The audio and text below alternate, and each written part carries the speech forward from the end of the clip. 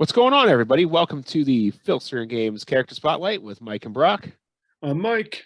And I am Brock. And tonight we are talking about Dragon Master and Commissioner Carter as we kick off War Games 2092. Yeah, this was an interesting thing, the War Games. I liked it. I've used it twice. I'm going to introduce it a third time soon. Nice. And I think it was a big, interesting step for Tom to take, introducing a commissioner. Yes. See, I used the Commissioner Grogan card, or Gorgon, whichever one. Grogan? That one. Yeah, Grogan. Because I ordered it because they used to have the individual cards in the order forms, and I just saw, oh, a commissioner card. So I was using that one. And then whenever I got these at Galacticon, I started using this one. Yeah, because I was always used to, Commissioner Tunney. Mm-hmm. Yes. So I got that, and I used the hell out of him. Yeah. It had rules for suspensions and title shots. Yeah. And what I did with my suspensions is I had a list on the back. I'd write it in pencil, because I think it's something along there is like it's the longest suspension in history. Carter draws the line. In order to make an example of the wrestlers, Carter orders a 12-card suspension plus an undisclosed fine. Yeah. Presumably the highest in GWF history up to that time. So my fine was a loss in points. Okay. And so I upped it.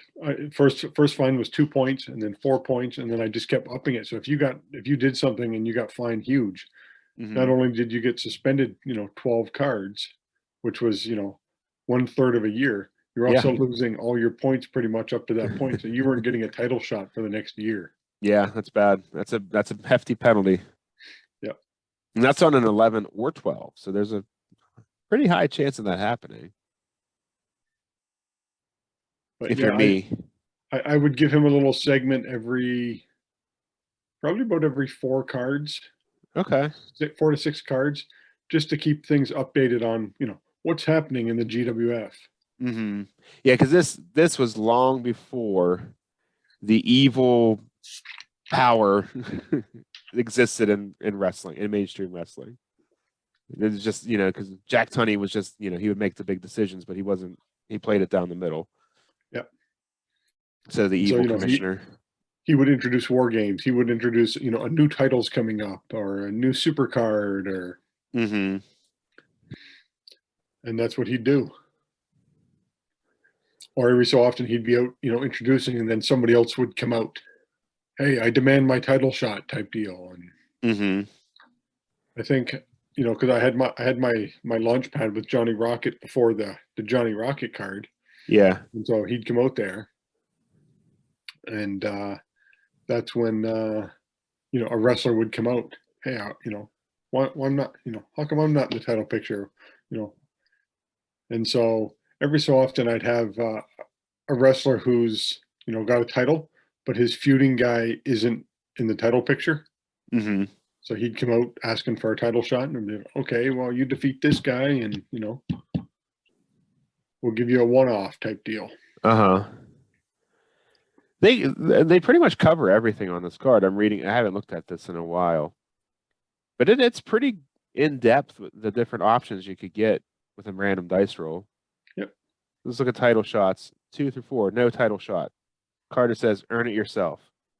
5, fight the top contender. The 2 top contenders for the belt must sign a match. The winner gets a title shot. 6, fight the top contender, but the match must be won by pinfall, and any no disqualification match, Titan death match, torture chamber, etc. will do. The winner gets a title shot. 7, non-title match granted. Carter says if you win the non-title match, you will get a title shot. And then there's the 8, which is a non-title match granted, but the non-title match must be won by pinfall to earn the title shot. 9 through 10, title match is granted. The champion must defend his belt or be stripped of the title. And then 11 through 12 is title match is granted in a cosmic cage. Carter insists on a cosmic cage title match to settle the dispute once and for all. So it's pretty much all covered there. No, I thought it, like I said, I thought it was a great card, and I used it on a regular basis. Mm-hmm. Like even, he'd have his own little segment that would pop up every 4 to 6 cards. I guess we should say the inspiration for the look of the character was none other than GWF artist at the time, Chuck Carter. Yep. A little bit of a self-portrait there, which is kind of cool. Hence the name, Commissioner Carter. Yep. They did a lot of stuff like that. I would say I didn't know that was a drawing of him until I met Chuck in real life. Yeah. And then it was, I was pretty like, obvious. hey. Commissioner Carter's here. For real. And he's so tiny. Yeah. Yep. Everyone looks tiny next to us, though. Rob, who was it? Rob Bobby and Eclecticon. Yeah. He's like, when did you guys get so big? We've always been this tall, Rob. I'm 6'6", yep. Brock's 6'3". It's funny. Makes you laugh, but yeah, if there was something, I don't know if there are new commissioner cards out there. I think there are. I think it's something that the game should always need and use. Like after Commissioner Carter, there's another commissioner that comes in. Let's see. Grogan. Yeah. Was next. Yeah, I think I'm on Grogan. He came in 2101. Yeah. And then after Grogan, Guile became commissioner for a little while. Reynard became commissioner in 2105 for a little bit. And then Massif becomes commissioner. I did not know this, but Reynard, I called him Reynard. but listening to the the Tom interview that Mark Ashby did, Reynard is another word for guile. Oh, interesting. Learned something new today. So I'm like, oh, so that's where Tom got the name. See? He knew. But I do think it's something that the game needed without even knowing it needed it. Yeah. I mean, I hate to keep bringing this up, but look at my streaming fed. Yeah. Because I leave the feud tables up to my chat, and they always want a feud table every time doubles comes up. Very rarely have they voted no to a feud table, except for when they felt bad when I lost like 16 guys in one stream. But anyway, like I don't have a commissioner that I use currently, so we're working on that. But anyway, it would help just like make sense of all that chaos, like having somebody there. It's like, all right, you're gone, you're gone, you're gone. You started it, so you're gone. So, but my streaming fed's starting to feel like AEW. What happens is when you leave the suspensions up to the fans. Exactly. I know I vote no every time. You do. I appreciate that.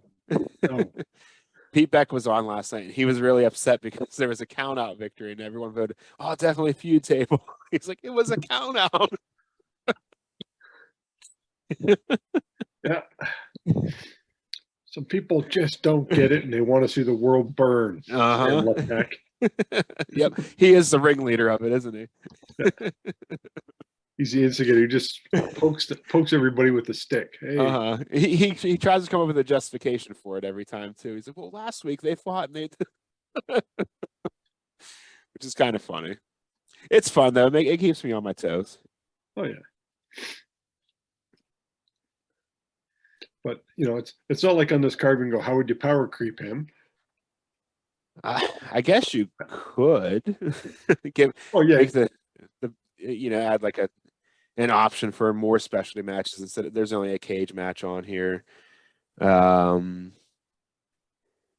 about it though. Just add more options. Like everything's covered. There's nothing missing. No, Tom did a good job on that. For sure.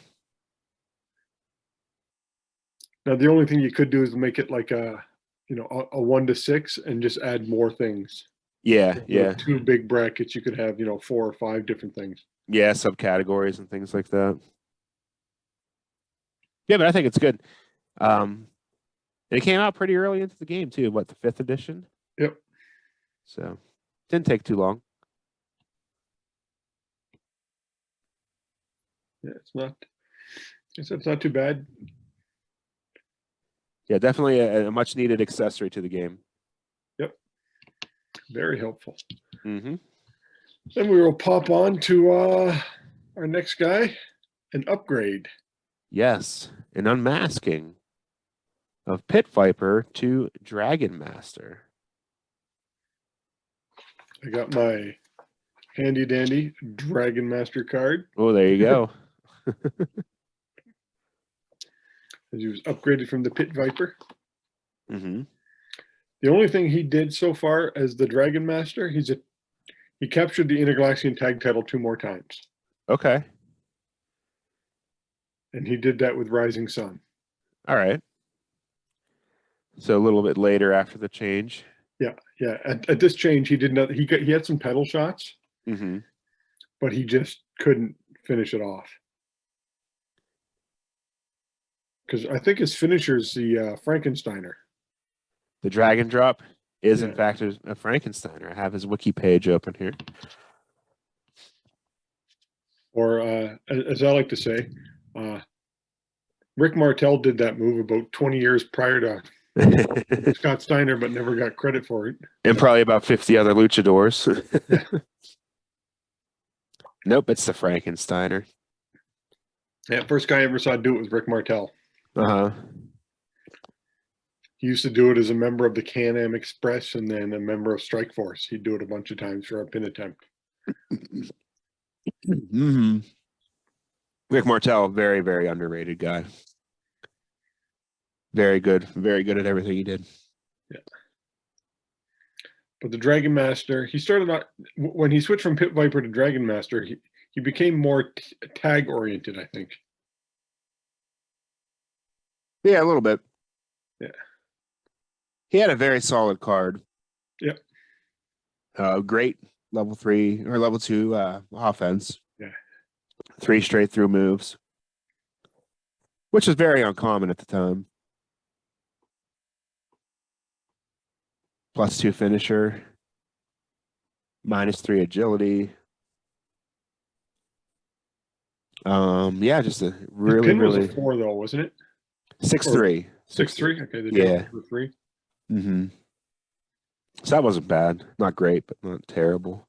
And his ring went from a C to a B. Yes. Death jump an A, ropes an A, C Yeah. turnbuckle though. That's kind of rough because that comes up a lot. But it was a big improvement. He just, for me, he just couldn't catch on to anything. Same with me.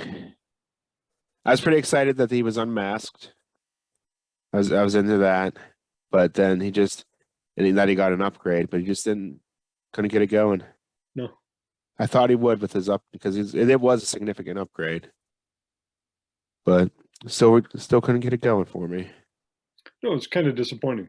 Mm-hmm. Because I liked him. I like Pit Viper a lot too. Yeah, Pit Viper is one of my favorites. Mm-hmm. I remember because with Pit Viper, I made his costume like Jake the Snake Roberts. So he had like 12 different colors, you know, because Jake had all these different pants he'd show up with too. And that's how I had Pit Viper. So, except I had him when he was a champion. He always wore orange with green trim. Okay. He looked like Serpentor. Yeah, Joe. Mm-hmm. The orange and green. Yeah, he would look like. And then just as any other match, he had different colors. That's cool. I think with because I used to color in all my cards, I used to photocopy them, then color them in. So I made an original coloring book. And I think with the Dragon Master, I had them. The pants were red with black trim, which I think that's what his color reimagined card looked like. I don't remember. I have the arc here for it. What? Actually, wait, no, I don't. No, it's upstairs. Never mind. That's good. Wait, maybe I do. But I took it upstairs. The GWF Online has green pants Oh, okay. with a darker green trim. I could load that up here for you. Take a look, everybody. Yeah, I've never seen a lot of these online color ones. Mm-hmm. Oh, okay. Looks good. No, yeah. With the orange wristband, though. Yep, I was just going to show you that. Because Pit Viper, his color is also kept the same color scheme there. Yeah, I had it reversed. I think that would look orange better. everywhere. Yeah, that would look better. There's very few green snakes. Most green snakes are like a gold or a copper color and stuff like that.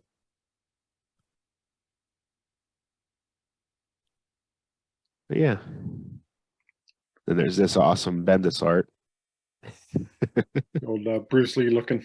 Yep.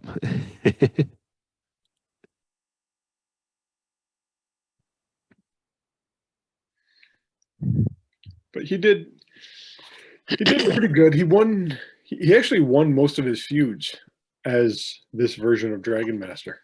It's cool. So he was quite solid in that way. But if I look at, he held 1, 2, 3, 4, 5, 6, 7 titles.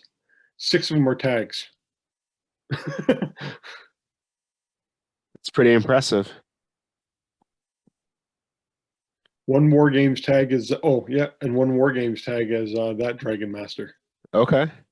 Do you want to go over the War Games story for everybody if they might not know? Yeah, we can. Cool.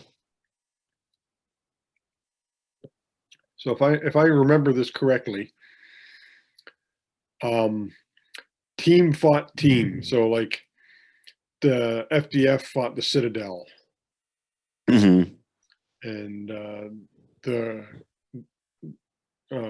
Any-Men fought the Gladiators. And whoever lost the most matches had to banish somebody for 1 year. Mm-hmm. It's a pretty big deal. Yep.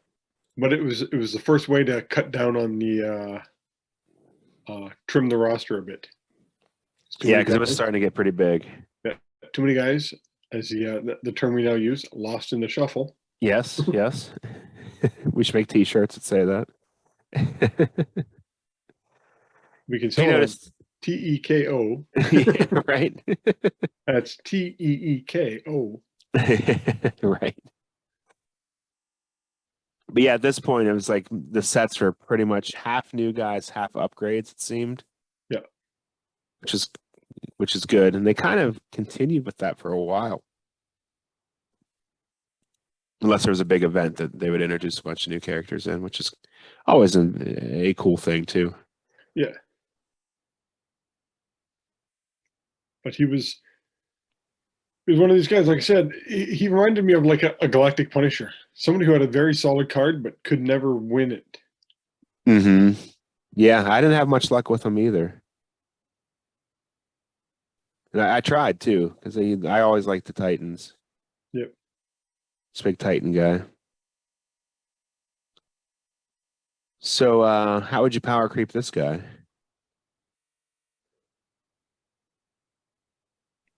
I'm thinking remove one of his downs on level 3 defense. Okay. Just make him tougher to keep down. Yeah. I think I'd drop that turnbuckle rating from a C to a B. Or upgrade it. Yeah. Just because how often that comes up. Oh, yeah, because there's 2 different choices. You got B and the turnbuckle. Mm-hmm. Yeah. But his offense is solid. I mean, you can always do the easy thing because he has the shoulder chop 2 on number 1 on level 3, but I think that gives him some balance since he has the 3 that get right through on level 2. Because he has a choice on both his death jump and out of the ring, so I would always roll up just because it's 50-50 shot. Well, and with those roll-ups, it depends on who he's wrestling. Right. Like if they have a C rating on either of those, obviously do it. But Yep. you don't see too many C ratings on Ring or Death Jump, though. Well, probably not now. Yeah. Whoever's making the cards now realize it makes the character too weak. Mm-hmm. It really does, because it's like it's 50-50 on an A. Then after that, it's Yeah, I never throw anybody out of the ring if they're an A. Well, they're an A on anything. yeah, if you can avoid it. I will roll up.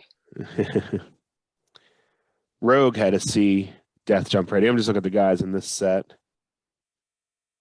Dreadnought had a C Death Jump rating. Yeah, you don't see that at all anymore. Hardly ever. Ursa Major had C's across the board. Yeah. Yeah. We'll be talking about them more. I don't need to be digging through them now. We'll be getting to them later. Gotta make people wait. Yes. Give them a little taste. But we'll slide on over to our topic of the ringside companions. Mm-hmm. There are two that came out that I know of. There's a bunch. There's a bunch. Yeah, This no, is the yeah, most- I got two. There's the first flimsy one that was like 12 pages, Yeah. and then an upgraded one with a harder cover, which I also had, and Mm-hmm. then that giant monstrosity. This is the newest one. My daughter already wrote on the front of it here. But and this is for Legends and Champions of the Galaxy. They'll just point you to the different, like if it's a casket match, they'll point you to the opposite, Casket But, match created by Steve Vanderberg. Did they give him the credit? I don't think they gave anyone credit in here. No. No credits.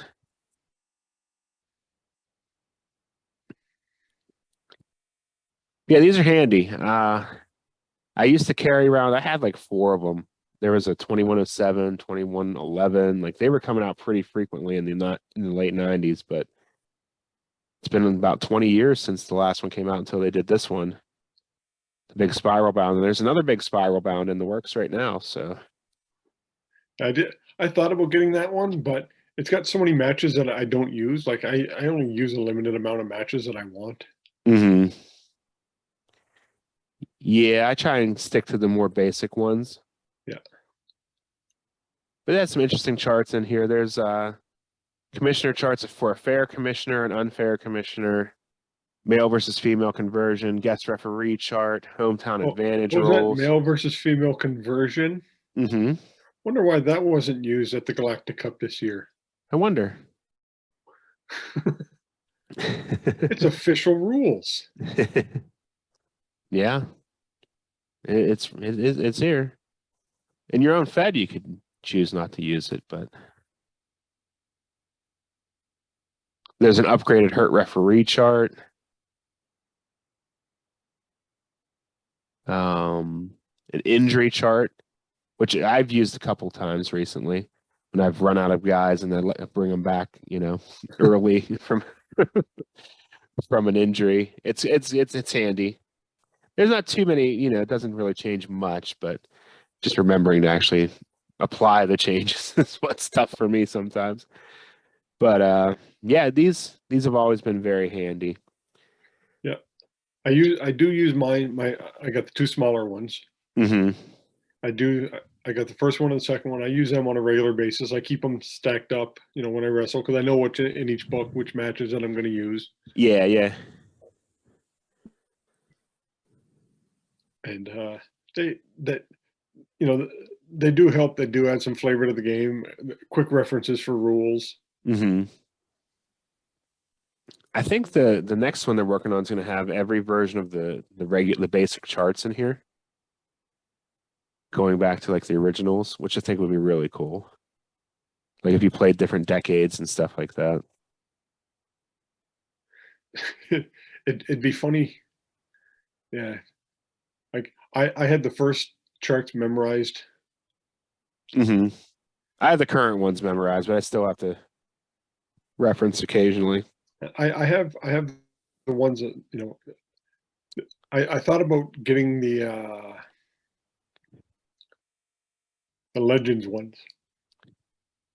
I thought about getting them. Yeah, they came with Legends 7, I think, the vintage charts. Yeah. Yeah, those are good.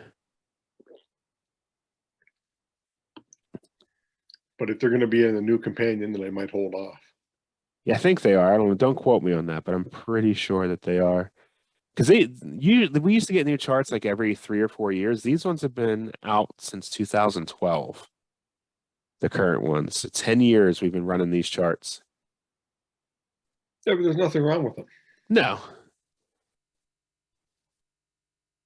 But I would like the little tweaks. There's a couple things on here that I'm not a huge fan of. Death jump, somebody can roll an 11 and still counter. Yeah. Based on their agility rating. That's one I'm not a fan of. Yeah, but you don't have to follow it. You can just say no. True, true. I like to play it by the rules, though. The rules that I roll. But I do that too. But yeah, it was a busy weekend here because it's Thanksgiving in Canada. oh yeah, happy Thanksgiving, Canada. It was our Thanksgiving today, but we celebrated yesterday, Mm-hmm. which a lot of people do just so you can have that one day to relax before you head back into work. Yeah, get out of the food coma. Yeah. Yep. The kids were off today at school. Columbus Day and Indigenous Peoples Day too. And we now combined the two because we should have a long time ago. But I still had to work. We staff had to work, and all I did was run around and set up for presentations all day. All day. I had a whole bunch of stuff I wanted to get done and didn't get to touch it. It's like, oh, a day without kids. This is going to be great. Wrong. I made my list. I knocked a couple things off it. Not everything I wanted to, so I'm going to have to work on that tomorrow. Mm-hmm. Always tomorrow. I think I might have a touch of food poisoning. That's a topic for another time. We're still working on getting those final 7. I think Yeah. Miho Burns. Yep, he was number 93. Yeah. Yeah, we're getting there. We're getting some of your Twitch streamers following us now. Yep, so. We're getting the crossover talent. Derek Bauman. Yep. He's been following for a while though. Yeah. He comments on most of our videos too. So hello, Derek. We know you listen. How you doing? What's funny, you get people like Todd Warcheski. He commented on like every video in the first like 20, and then he hasn't commented, but I'm assuming he still watches because he leaves something every so often. Yeah, we just don't entertain him enough. He just wants to come back. That's probably what it is. Was he our first guest? He was close to the first or second, I think. I think the first guest was Jim Steele. It might have been. Back with Wolf. Mm-hmm. Yeah, looking at it now, yeah, Jim Steele would have been week 6. He would have been the first guest. Very deserving. He's a legend in the community. Yeah, and then we followed it up with the Butchers a few weeks later. Mm-hmm. And then Pete for Death Night. Oh yeah. Oh, yeah. Hold on. Or was Pete first? Actually, no. Yeah, Pete Beck was first. Ah. Pete Beck was week 4. Take that, Jim Steele. And Jim Steele was 6. Yep. Yeah, Pete Beck was the our first guest. Cool. We've had multiple 2 times, but we've never had a 3 time. That's true. But we know it'll be Michael Brada. And Michael Brada, the Butchers, and Jeff Manning are our 2-time guests. We do have other people asking, hey, yeah, can I hop on? You just got to leave a message and we'll get back to you. Mm-hmm. Some people like Todd. Todd really wanted on for the Matador, but just couldn't work out the the times he got busy.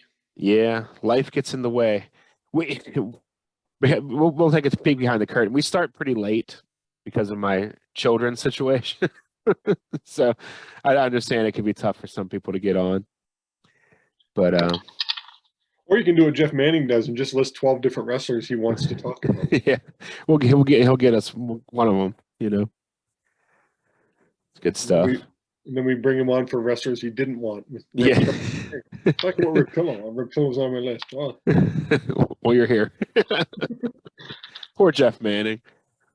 We take him for granted. Yeah, he'll just come on and make fun of me anytime. So. And I just realized I have Thomas Keane on the list twice for different people. Uh-oh. Cosmic Forces and the Mercenaries and the Galactic Rebels and the CPC years. See, that's how you do it, people. You just list entire sets. Mm-hmm. Yep. And then it makes it easier for us. Who can we have on for this? Oh. CPC years. Yeah, I'm sure that's about 5 years there. Okay, yeah.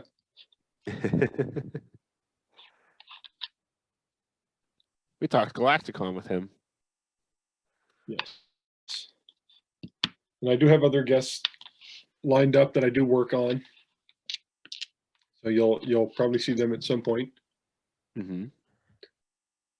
Because I think I look and I'm like, hey, this person knows a lot about this. Let's call them. Mm-hmm. So that's how our guest lists work sometimes as well. Mm-hmm. And I don't mind bringing in people from other shows. That's why we've had the entire Uncharted Territories crew on. Mm-hmm. Never all together though. No, that'd be a lot. Gonna work on another Wives. Mm-hmm. We'll get 4 different Wives again though. Yeah, that'd be fun. That was a show a lot of people seem to like. Yeah, it's a different take on things, which is always a good thing. And then we also have some other guests I've talked about, which I'm keeping quiet just because we don't know when they can make it on. Right. We don't want to from different shows. And I think we're due for another bootleg episode soon too. Although we just did Akuma the Ninja, but he's a real character to me. Our last bootleg was I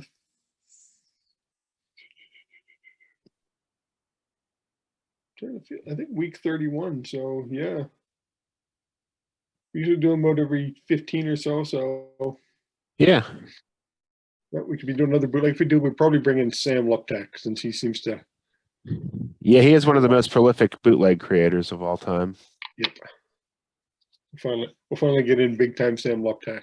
He'll just stand us up again, though. Yeah. It's your last chance, Sam, and that's it. He can pump his sets. That's what'll get him on. That'll get him. He sees that green, he'll start. We better take it out now because we're running out of time. All right, so thanks for listening, everybody.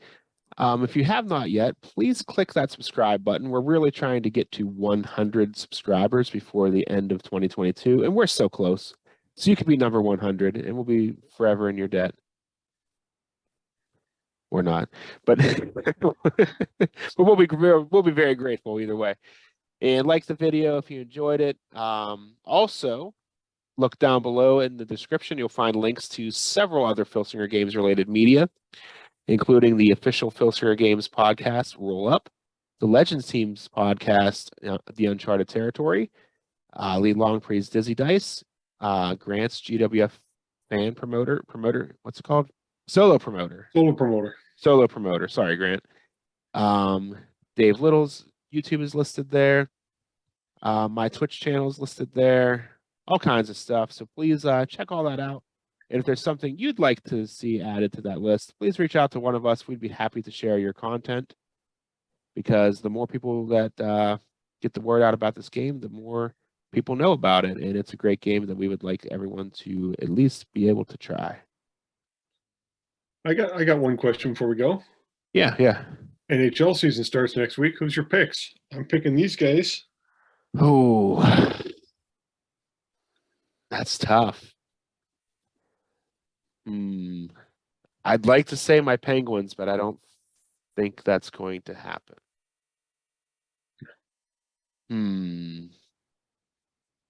I think it'll be St. Louis, Edmonton.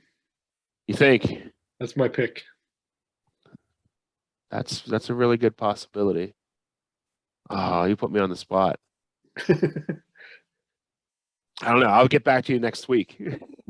I didn't give it any thought. Okay. Say goodnight to our Japanese listeners. Good night to our Japanese listeners. I'm sure there's hundreds of you. We'll work just on need getting 7 to subscribe, though. Yeah, we just need 7 of you to subscribe. If you do, we'll work on getting Japanese subtitles for you. I doubt any software could translate my rambling and mumbling, though. But thanks again for listening, everybody. We really appreciate it. And we will see you next time. Bye. Later.